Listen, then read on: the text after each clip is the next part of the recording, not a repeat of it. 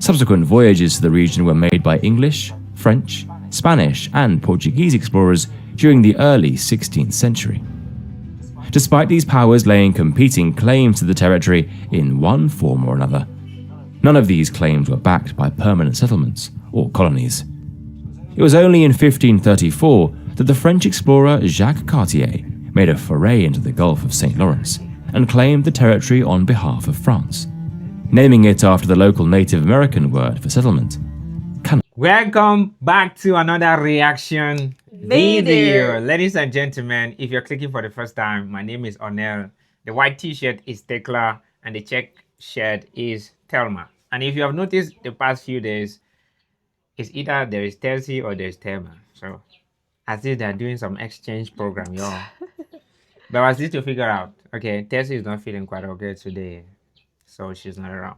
Today's video, we are reacting to the entire history of Canada. Ooh, yeah. I will also acknowledge the fact that there are people in the university who spend their whole life studying the history of Canada. So we know we cannot learn everything about Canada in a few minutes. Yes. Yeah, but let's get the essential thing, how this amazing country came to be. Oh my God. Yeah. That's so good. How it was before it is.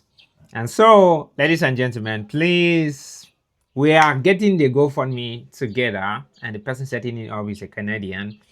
And once it's up and ready, we would give you guys the links. Yes. Yeah. You know what? Let's keep it kicking. Okay. Canada. Go, just go. Canada, the second largest nation on the planet. Comprising some 3.8 million square miles and spanning 6 time zones, Canada's territory is so vast that it encompasses numerous climates, from the towering peaks of the Rocky Mountains and the flat expanses of the prairies to the temperate rainforests of the Pacific Northwest and the frozen tundras of the Arctic Circle. However, this diversity is not limited to its geography. It is also reflected in its people. Over the course of centuries and millennia, this diversity is not only limited in Canada's geography, but also in the people of Canada. And it's one of the most diverse countries in the world. Wow. Yeah. Yeah. So yeah, that point there was a totally valid point. over the course of centuries and millennia, Canada has been shaped by individuals from all over the world, bringing with them a wide range of cultures, languages, and religions. Although these differences sometimes led to conflict, they more often fostered mutual understanding and cooperation, as diverse communities came together to build new identities in an entirely new nation. So, how did this country develop? From the arrival of First Nations peoples thousands of years ago to becoming one of the most multicultural and diverse places on Earth today. This is the history of Canada. Yes, sir. The story of human habitation in Canada, like that of the entirety of the Americas, begins with the movement of people across the Beringia land bridge that once connected eastern Siberia to western North America. Around I have to understand that this story will be way more interesting because at a certain level we have understood the provinces of Canada. Yeah. We have understood their locations. So when they mention a particular place, we would have an idea where they're talking about. Some famous lakes in Canada. Yes. So yeah, it will be very interesting at this point because at least when they mention a place, we will have an idea. As if it's strange. Yeah. We will not just be listening like passively, actively listening. the movement of people across the Beringia land bridge that once connected eastern Siberia to western North America around 16,000 years ago. Over the following millennia, this land bridge gradually disappeared as global sea levels rose with the melting of the glaciers that had once covered much of the Earth's surface during the last ice age around 11,000 years ago, thereby permanently cutting off North America from Asia. The retreat of the ice sheets allowed these early humans to move southward and begin to populate the land that would one day become Canada. Over the subsequent generations, Indigenous peoples began to form complex societies and speak a variety of First Nations languages, which varied from region to region. I have a question. Do you guys Canadians speak other languages apart from English and French? Yeah, should that really be a question? Yeah, they speak dialects. Yeah, man, a lot of dialects. That means if They you get to do. Canada, you could literally see somewhere people talking a dialect you have no idea. Mm-hmm. It's crazy. It's very, very possible. Please tell us which dialect you talk. Yeah. And maybe say good morning your dialect in Yeah. the comment section. For me, my dialect is Noni, like Noni, and she speaks in Saw. Famous so. Yeah. Very famous. Her village is one of the most famous in Cameroon. And the people of their village are very talented in arts and music. Like Yeah. everything that has to do with singing, their village is talented in that. However, my village is not good in that. But we are good in science. So, yeah. Okay. Yeah. Science. So Saw is N-O, is N-S-O. Oh. Yeah, it's just simple. So that's what they speak. Much of the eastern portion of the country became home to the Algonquian and Iroquoian peoples, who ranged all the way from Hudson Bay in the north to the Atlantic seaboard of the modern United States in the south. On the central Great Plains emerged the closely related Cree-speaking peoples, who tended to migrate from place to place as nomads, following the vast herds of bison that roamed across the prairies. The western portion of the country was home to the Nadene and Salesian-speaking peoples, whose livelihood was sustained by the abundant salmon stocks of the region, as well as the great cedar trees, which they used for building homes. Oh, this looks like something you likely see In our culture, right? Yes. Yeah, it looks like something you see in the northwest of Cameroon. It looks like so. We have like all these colorful and artistic painting and carvings over there. Yeah. Canoes and Please, if you have time, please check the Bamenda culture, the Bamenda people in Cameroon. You will see like Bamenda, Bamenda. You will see all these things we're talking about, and then you talk about their traditional carvings and things like that. Poles. Meanwhile, in the frozen far north of the country emerged the distinct Inuit people, who ranged across the Arctic archipelago all the way from Alaska to Greenland.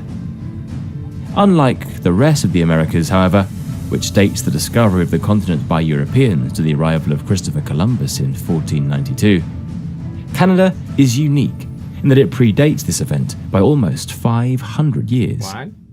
Sometime during the early 11th century, the Vikings, who had already explored and settled in Iceland and parts of Greenland, began to venture further westward toward the coast of North America. Leif Erikson is now considered to have been the first European to set foot on the continent, parts of which he named Helluland and Markland, most likely corresponding to what is now Baffin Island and the coast of Labrador. Erikson continued to explore the coastline further south and went on to establish the first known European settlement in the whole of the Americas, possibly at the site of what is now Lanceau Meadows in Newfoundland. You know that place that he's shown? That's the part of the Labrador Island. They say is Newfoundland and Labrador, so it's Newfoundland. Yeah, I see that area there. I mean, as it comes down with the boat, let me say. South, and went on to establish This big island, I feel like, is the island of Labrador. the first known European settlement in the whole of the Americas, And then this place, possibly at the site of what is now Lanceau Meadows in Newfoundland.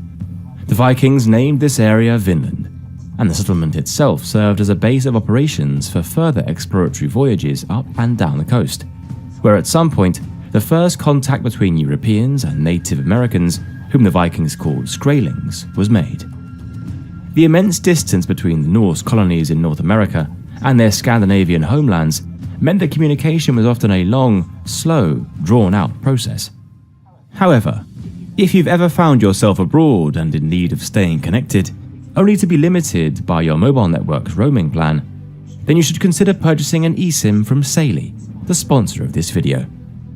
Saley's eSIM service allows you to connect to local network providers and follow the on-screen instructions to using the code ThisIsHistory at checkout. The Norse presence in North America would ultimately be a short-lived one, for their settlement at Lanceau Meadows appears to have been deliberately abandoned by the 12th century.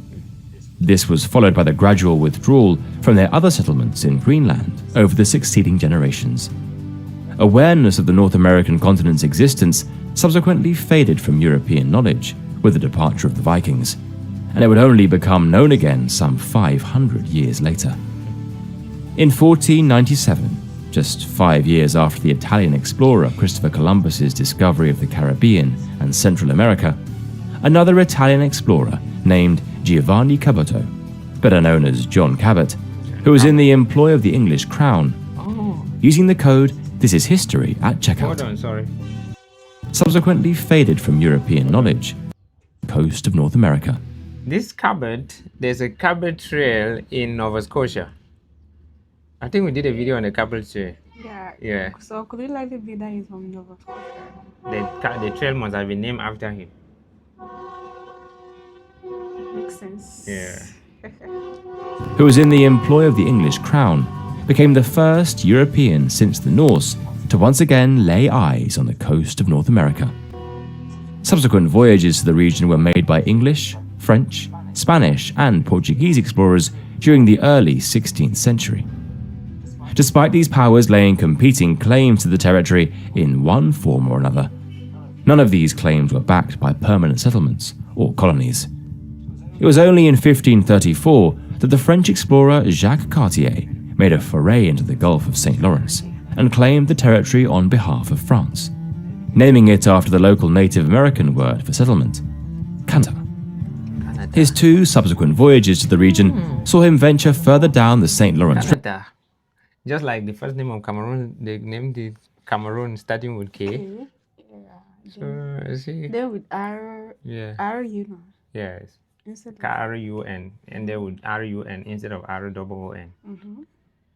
I see you guys, Cameroon and Canada have a bit of a something going on there. They have a bit of something going on there for them. And construct the first French settlements.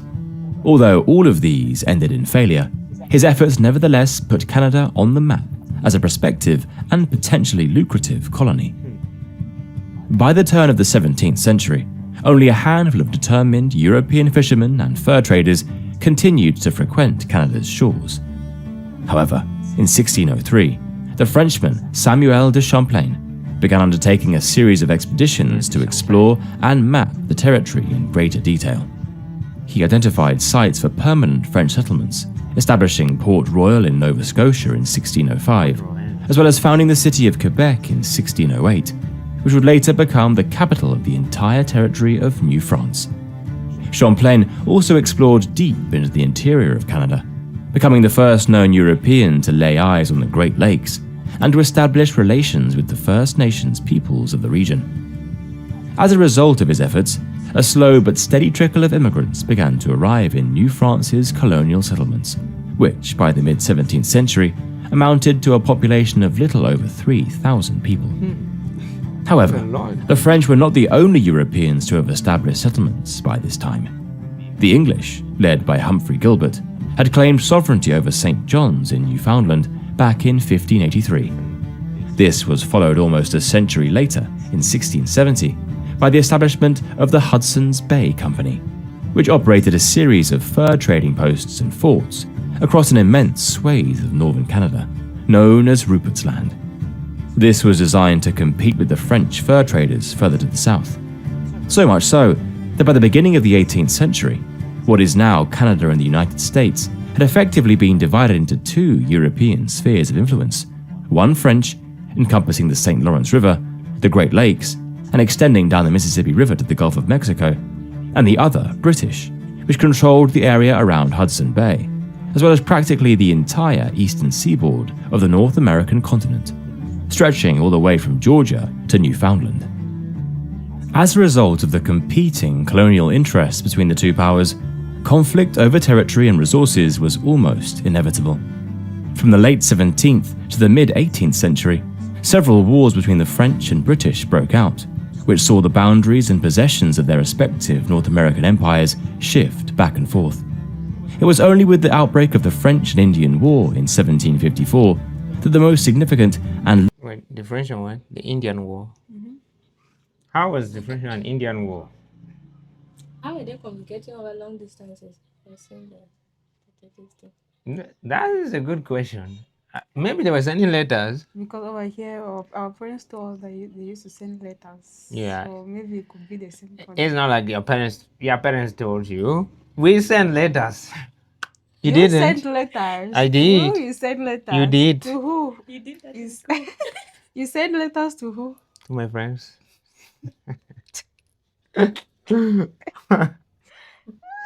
I wrote letters to my friends. Okay, let me tell you guys stories. Okay, it's story time. Story time. Story. Okay, everybody, let me share this with you guys. Okay, we live in the northwest of Cameroon, and we are three of us in the house. My parents have three of us, and my dad has been a cocoa farmer since we were kids. And so by January, February, he leaves to go work cocoa. My mom will go later to go meet him there. And so when he leaves, sometimes it could be like 4 months, 5 months, and we haven't spoken. And at the time, there was not even a telephone. First of all, in the beginning, there was no telephone. So once he leaves, you only wait for him to come back like 10 months later or so. So if there's somebody traveling to where he's going, we will write letters. So at a point, you don't even know how to write. Can you kind of like remember what you wrote to him? I remember my brother writing a letter I wrote myself. Yeah, I like, what can you remember. remember what you said I to remember just him? telling him that I love you. I didn't tell him I love him, but I know I did. But I didn't say that. I You just said miss like, him? yeah. I was just like, when are you coming home? We have waited and waited for you to come back. You're not coming back. The rain is too much falling. I break because maybe like you had a wound, right? Yeah. You tell the person I had a wound on my leg. Then when you're coming, you please bring me bread, because obviously in the village if you have to come back. When somebody's coming back from somewhere, like Yeah. town, they buy bread. That's the most important thing. Things like, yes, to show Yeah. that you're coming from So town. I will tell him that he should bring my bread when he's coming. This is not me writing. Maybe I'll tell my uncle to write it down. Okay. Everybody have their own letter written. So at the time, Sonia was not even there. So there was only two of us. So then later on, the telephone came around in 2007, and then we can schedule calls like when it's like we can schedule a call like 10 p.m., 9 to 10 p.m., 10 p.m. to 12 a.m. Then we'll have like a very long call on a single day, and then the rest of the 2 months you're not hear from my No dad. call. Yeah, so you have to give your own complaint. Oh, this is what I need. Your father cannot send you money because there's no physical way of sending money. Yes. Yeah, and then it grew to a point now. Back in 2017, there was still no way to send, but you send out money through Express Union, where they send you money like 10,000 francs. Yeah, go you withdraw. rush to the express and remove from And you're not rushing a closer place. You need to walk like 3 hours just to get to where you're going to withdraw it, and then another 3 hours to walk back home. Yeah. It's a graph. So you know that what Tema is asking is a good question. It might sound like it was in the other centuries in Canada, but for me particularly, I've experienced the situation of sending letters long distances and not knowing how people are. Yeah. I've not experienced that. You're grown from town, Pretty sure it's town. You were grown with a silver spoon. Your father has a private jet, don't he? Better stop that. Late 17th to the mid 18th century, several wars between the French and British broke out, which saw the boundaries and possessions of their respective North American empires shift back and forth. It was only with the outbreak of the French and Indian War in 1754 that the most significant and lasting territorial change in Canada's history would take place.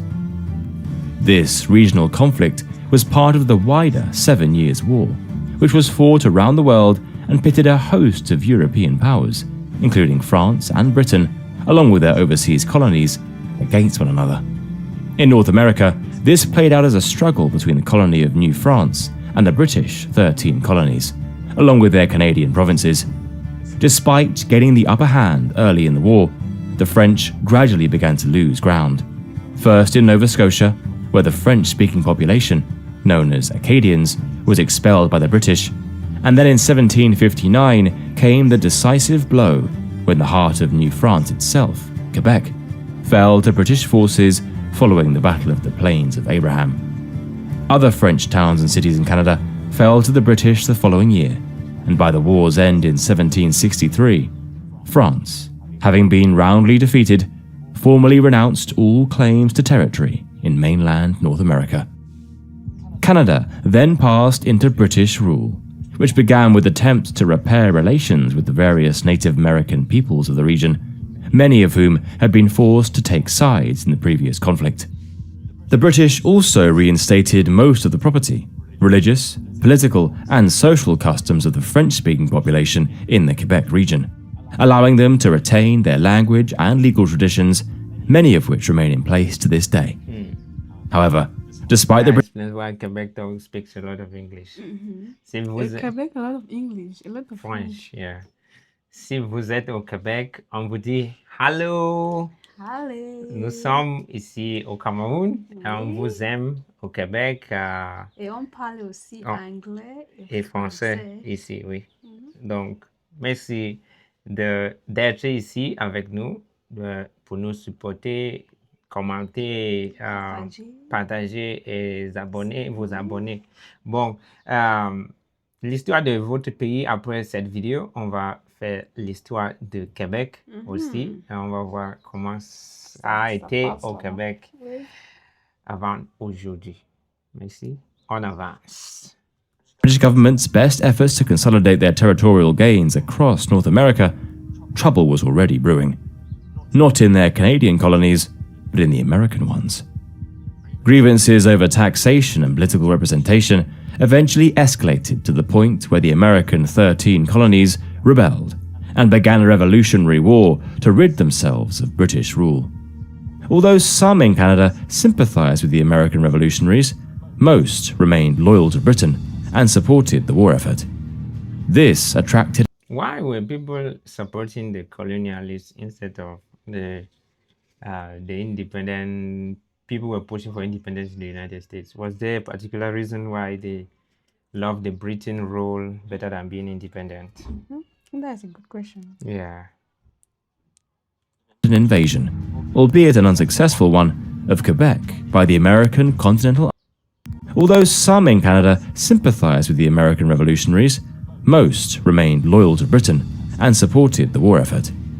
This attracted an invasion, albeit an unsuccessful one, of Quebec by the American Continental Army in 1775. For the remainder of the war, Canada served as a secure base of operations for British troops to conduct their campaigns to the south. Why was the US invading Canada? Was it because of the people who refused to support the United States? Sounds like something Donald Trump would do today. Maybe he had the way. He had the means. I'm sure some of the generals in his cabinet, nope, never look north, sir. You're gonna face the fierce fighters there. Yeah. Base of operations for British troops to conduct their campaigns to the south.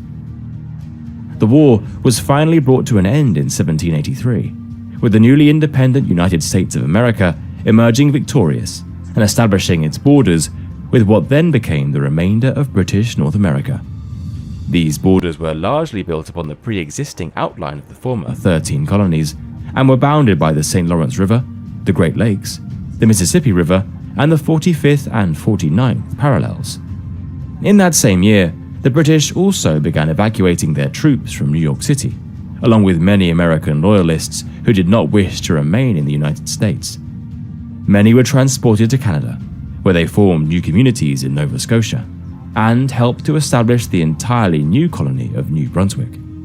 Some were also settled in Quebec, which in 1791 was divided into the largely French-speaking Lower Canada and the English-speaking Upper Canada, with its capital at York, modern-day Toronto, founded in 1796. York.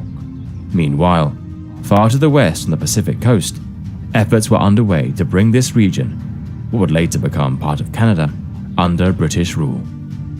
Although the Spanish were the first European power to explore the region in the mid-1770s, they failed to back up their claims with any lasting settlement.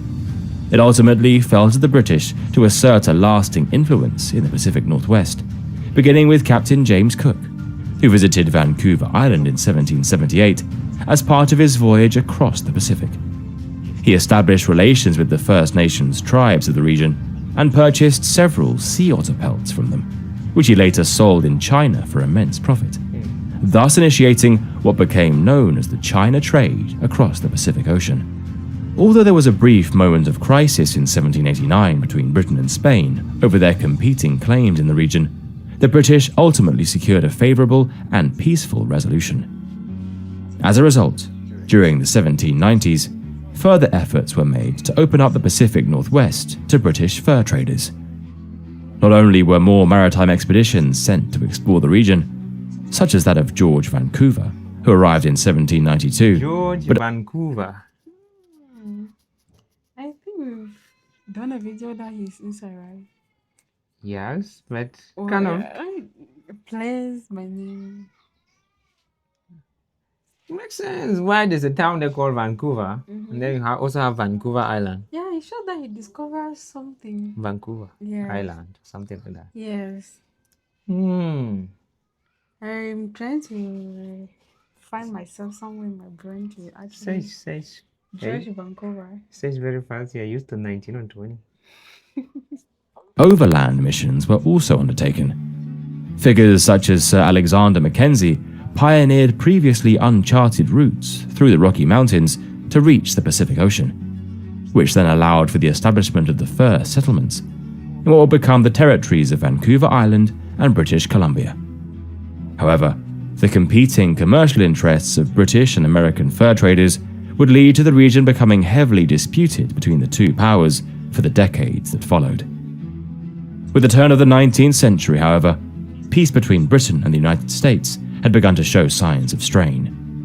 Not only were there territorial disputes as America began its expansion westward, but its trade with Napoleon. Although in the beginning, Canada was bigger than the United States. But they're still bigger than them now, right? Or you mean in population or in size? I mean, my question was just silly. That's still bigger than the United States. Sorry, I'm That's still bigger than the United States. Have you seen that one time where somebody said, "This is a picture of me when I was single"? And then When you I'm probably still single, they're talking about the picture of me when I was single. then people are waiting for him to show him a picture of him when he's now in a Your relationship. They say, "What are you waiting for?" I'm still single. so this is a picture of Canada when Canada was bigger than the United States. Mm-hmm. And I'm glad to announce that Canada is still bigger than the United States by size, yo. Crazy. Had begun to show signs of strain. Not only were there territorial disputes as America began its expansion westward, but its trade with Napoleonic France, whom Britain was at war with, caused considerable resentment within the British government in London. As a result, trade restrictions were placed on American ships, and the Royal Navy took to press-ganging American sailors on the grounds that they were British deserters. By the year 1812, the Americans had had enough and decided to launch an invasion across their northern border into British Canada. The War of 1812 lasted for the better part of 3 years and was characterized by a series of back-and-forth invasions by both American and British Canadian forces into each other's territory, ultimately without significant result. When the war ended, the border between Canada and the United States remained more or less unchanged, with neither. I'm not saying that the situation was like both of them were like Russia and Ukraine. Yeah, it kind of be, because I think at the time, the Canada was still occupied by Britain, and the United States was also acting like bully or something. Yeah. Yeah, why would you invade another country if you don't want to take their territory? Yeah, I'm a big fan of the United States. I still love the United States here today until tomorrow. I will never hate the United States, but but absolutely do not like what the MAGA people in the United States and Donald Trump are doing, like MAGA, and just being disrespectful to Canada. Yeah, I don't think that I support that. I think there are people in the United States that absolutely love Canada. Mm-hmm. And there are people there that would do anything that Donald Trump tells them. If Donald Trump gets up tomorrow and say Canada is black, they'll say, yep, Canada is black. If you say Canada is blue, they will only accept. So I do not stand with those people. But yeah. Side having made any meaningful gains. To repair relations between the two nations, it was agreed to demilitarize the border between the US and Canada, an arrangement that remains in effect to this day, with the boundary between the two countries being the longest undefended border in the world. Despite the normalization of relations between the North American neighbors, some in Canada, particularly loyalists and colonial elites, continued to harbor deep anti-American sentiments. This had dramatic consequences some 20 years later. I think that if there was anything anti-American in Canada, I think in the past few years, Donald Trump has really activated it. Yeah. Yeah, he's He absolutely has, he done it. has. And some Americans have not done a good job to distance themselves from him. You know, yeah, they act as though they're even more quiet instead of pushing him back on that. Like, you shouldn't be saying that about Canada. Yeah. Don't be disrespecting their prime minister. Don't be thinking of acquiring a country that's literally bigger than your country. Yeah. Like, how can you take over a country like Canada as a 51st state Of your country. when the whole country is bigger than your entire country? Then how do you do that? It's almost like if one state is bigger than the rest of the country combined. How do you even say that? And people just stand there, and it's built a lot of resentment for the United States, and it's almost going to show how much arrogance some of the people, especially the MAGA people. It's nothing about liking your country. You can like your country without hating another country. True. It's always true. You can treat yourself right without needing to hurt other people. And I feel like Donald Trump has done a very perfect job of distancing the relations with Canada, which Harbor deep anti-American sentiments. This had you mean this flag? I feel like though it's a Canadian flag at some point in history. Yeah, yeah. Why in history they had a different flag? You had different flags here. dramatic consequences some 20 years later, when growing frustration over undemocratic colonial rule inspired some Canadians, partly influenced by American Republican ideals, to turn to armed revolt. The rebellions of 1837 to 1838 saw widespread disturbances across both Upper and Lower Canada, prompting a strong response from government forces who brutally suppressed the uprisings. In the aftermath, a report commissioned by Lord Durham blamed the rebellions on the lack of democratic governance in the region and strongly recommended enacting a form of responsible government in Canada, allowing the people greater say in how they were ruled. Shortly afterwards, in 1840, both Upper and Lower Canada were merged into a single colony, the United Province of Canada, which set the country on the path. So at the point it was called the United Province of Canada. United Province of Canada. Yeah. That's the first part of Canada that had a formal government. Okay. Towards becoming a self-governing nation. By the mid-19th century, Canada had begun to expand into the geographical shape that we recognize today.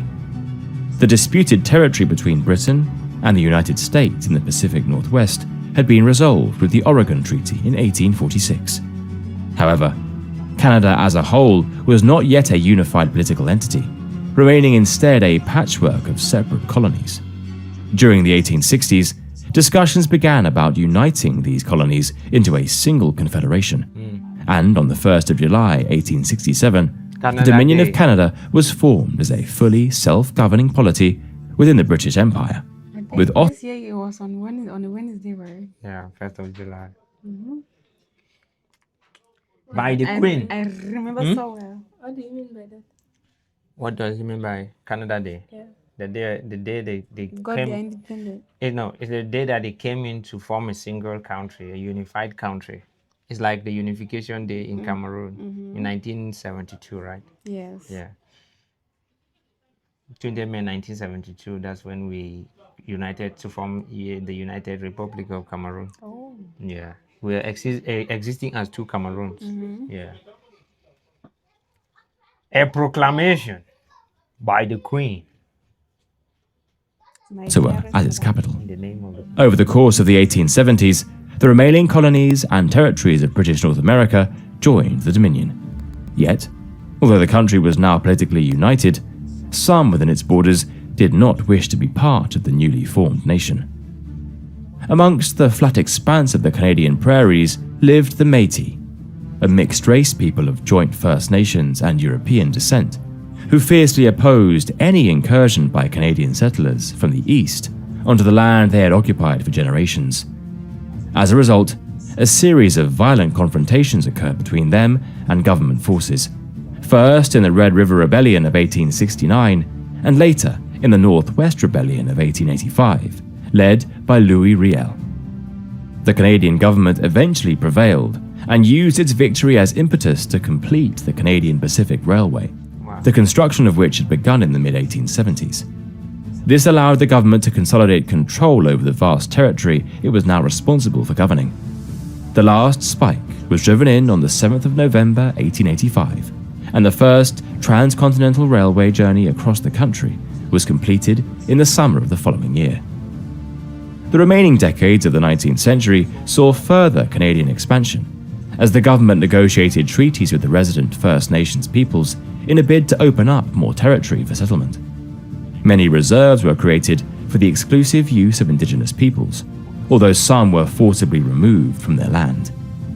The government also launched assimilationist programs, such as the residential school system, aimed at extinguishing native languages and cultures among Indigenous children and integrating them into Canadian society. The late 1890s also saw the discovery of gold in the Klondike region of the Yukon Territory in the far north of the country, attracting some 100,000 prospectors. Although few would strike it rich, the influx of activity and development in the region nevertheless helped formalize the last boundary dispute between Canada and the US state of Alaska.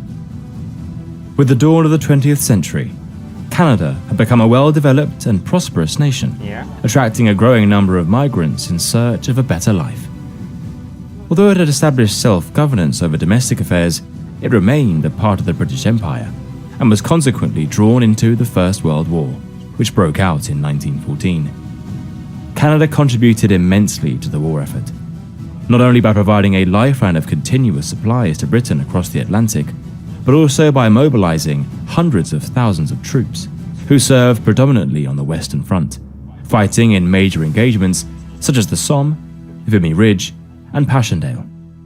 Support for Britain during the war helped to cement a strong pro-Anglophone Canadian identity. By contrast, however, it alienated many French Canadians who protested vehemently against military conscription between 1917 and 1918. The interwar years brought mixed fortunes for Canada. While the country developed socially, with the establishment of ice hockey as the national sport through the formation of the National Hockey League, and made political. Yeah, sure. Hockey has been something Oh, way since- back then. since- even though it was not like discovered originally in Canada. Where was it discovered? The idea came from a different country. I can't really remember. Canada, tell us if hockey was not discovered in Canada. I feel like it's discovered in Canada. Somebody said that in the comments. It's not one person. That is not discovered in Canada. Yeah, it was not originally discovered in Canada. Progress, most notably by granting women the right to vote. It also suffered economically due to the effects of the Can you Great guys please talk a bit louder because the microphone is not picking on your voice. Depression during the 1930s. Despite this setback, Canada gained greater political autonomy with the passing of the Statute of Westminster in 1931, which, along with similar measures for other dominions of the British Empire, set Canada on the path towards full independence in later decades. Progress towards this goal was temporarily halted, however, following the outbreak of the Second World War in 1939. Canada once again answered the call to arms from Britain, replicating its earlier efforts by supplying men and material for the war effort.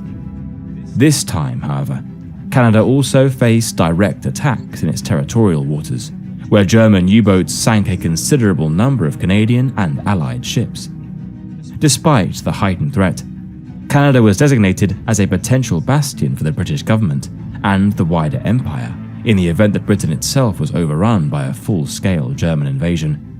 Between 1939 and 1940, Operation Fish was carried out, relocating a portion of Britain's gold reserves and Did this say Operation Fish? Operation Fish. We need to hear about it. We need to do a video on that. I never heard of Operation Fish. scale German invasion. Between 1939 and 1940, Operation Fish was carried out, Fish. relocating a portion of Britain's gold reserves and financial assets, amounting to some $56 billion in today's money. $56 billion in financial assets or gold reserves. And to Canada for safekeeping, marking the largest transfer of wealth in history. Similarly, the Coates mission was drafted by the British military, outlining plans to evacuate the royal family to Canada should the British Isles fall to the Axis powers. The post-war years saw progress and prosperity return to Canada. Not only did it begin implementing a welfare state, with the introduction of universal healthcare and old-age pensions, but it also welcomed the last remnant of British colonial North America into the Confederation, with Newfoundland joining Canada as its 10th province in 1949. The arrival of the 1950s saw Canada become more geopolitically entwined with the United States as the Cold War intensified. Canada became a founding member of NATO and co-founded the North American Aerospace Defense Command, NORAD, with the United States to provide joint aerospace defense and ensure the air sovereignty of the continent. The remaining years of the 20th century witnessed Canada's transformation into the nation we recognize today.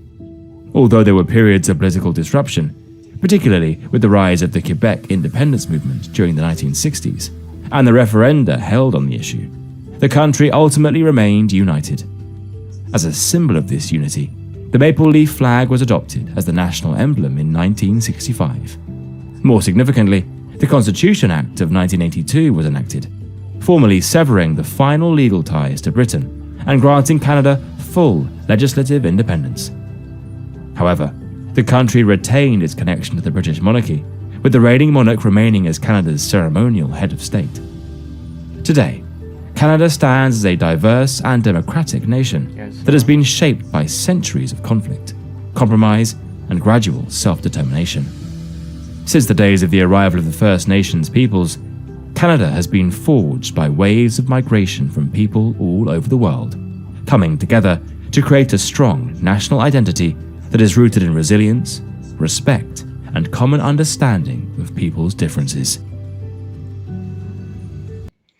just like we are going to be visiting Canada sooner than later. Anytime from now. Anytime from now, y'all. Thank you so much for watching. Thank you, beautiful people. You guys have an amazing history. So amazing. We know we have not learned even 1% of Canadian history. Yeah, but at least it's better than nothing. Yes. It's better than nothing. Thank you guys so much for watching. We love you and respect you.